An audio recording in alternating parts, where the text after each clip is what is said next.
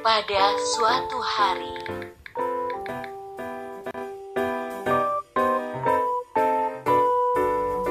Maaf guys, aku lagi batuk pilek. Kalian tahu nggak obat yang ampuh buat batuk dan pilek? Komen di bawah ya, aku butuh banget. Thank you.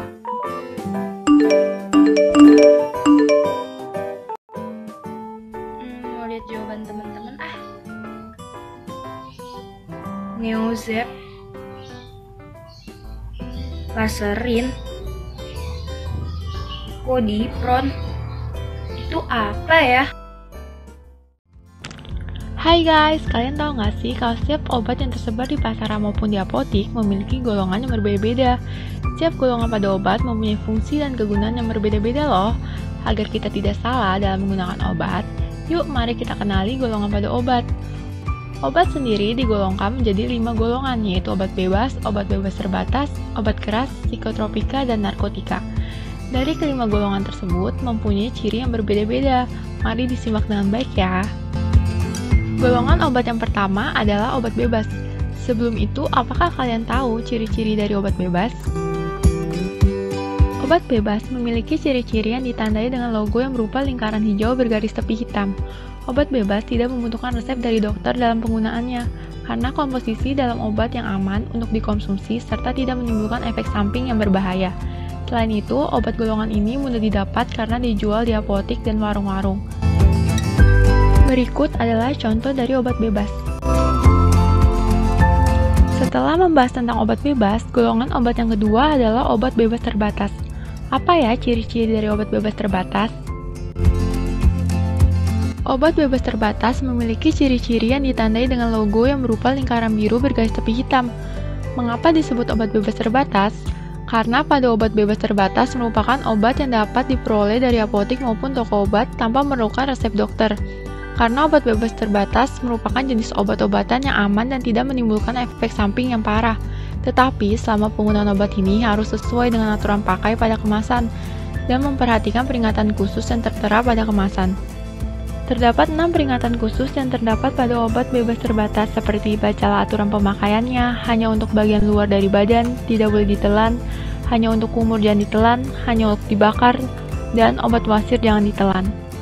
Berikut adalah contoh dari obat bebas terbatas. Berbeda dengan golongan-golongan obat sebelumnya, golongan obat yang ketiga adalah golongan obat keras. Apa sih yang membedakan obat keras dengan golongan lainnya? Obat keras adalah obat yang menimbulkan efek yang sangat berbahaya bagi tubuh jika tidak digunakan dengan dosis yang tepat. Obat keras hanya dapat ditebus dengan resep dokter dan tidak dapat dibeli secara bebas karena terdapat dosis, aturan pemakaian, dan peringatan yang harus diperhatikan. Golongan obat keras ditandai dengan logo lingkaran yang berwarna merah yang di tengahnya terdapat huruf K. Berikut adalah contoh obat-obatan tergolong obat keras. Golongan psikotropika. Golongan ini sebenarnya termasuk dalam golongan obat keras. Bedanya, obat pada golongan ini dapat mempengaruhi aktivitas psikis. Sama seperti golongan obat keras, golongan ini juga harus memakai resep dan pengawasan ketat dari dokter. Karena kerja obat ini dapat menurunkan fungsi otak serta merangsang sistem saraf pusat dan dapat menyebabkan ketergantungan jika digunakan dengan sembarangan. Psikotropika dapat dibagi menjadi 4 golongan. Golongan pertama yang digunakan untuk ilmu pengetahuan dan dilarang diproduksi dan digunakan untuk pengobatan. Contohnya metilendioksimetamfetamin, LSD, dan lain-lain. Kemudian ada golongan 2, 3, dan 4 yang boleh digunakan untuk pengobatan asal sudah didaftarkan. Hanya sebagian dari golongan 4 yang sudah terdaftar dan yang telah digunakan. Contohnya diazepam, fenobarbital, lorazepam, dan lain-lain. Berikut merupakan obat-obat yang termasuk dalam psikotropika. Golongan narkotika. Golongan ini merupakan kelompok obat yang paling berbahaya karena dapat menyebabkan ketergantungan. Maka dari itu, untuk menebus obat ini harus dengan resep dokter. Peredaran, produksi, dan pemakaiannya diawasi dengan ketat. Di Indonesia, produksi, impor, dan pendistribusiannya bahkan hanya boleh oleh satu BUMN yang telah ditunjuk, yaitu Kimia Farma, dan ini merupakan logo dari golongan narkotika. Narkotika dapat dibagi menjadi 3 golongan, Yang pertama, golongan 1 untuk kepentingan penelitian dan ilmu pengetahuan. Dilarang diproduksi dan digunakan untuk pengobatan, contohnya heroin dan kokain. Lalu ada golongan 2 dan 3, yaitu dapat digunakan untuk pengobatan jika sudah memiliki surat izin edar, contohnya morfin, petidin, dan lain-lain. Berikut merupakan obat yang termasuk dalam golongan narkotika. Selain itu, ada obat-obatan tradisional dan dapat dibagi menjadi 3 golongan dengan masing-masing logo. Yang pertama, jamu, dan berikut adalah logonya.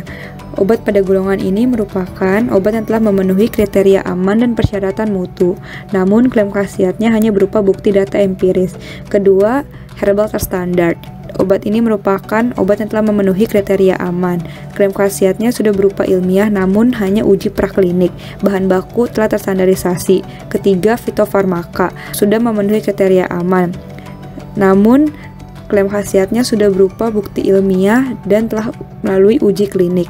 Bahan baku dan produknya telah terstandarisasi.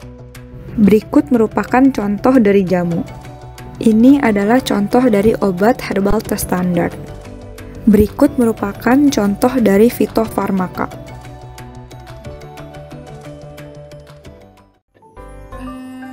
Daripada salah gunain obat, mending aku konsultasi ke dokter dulu deh.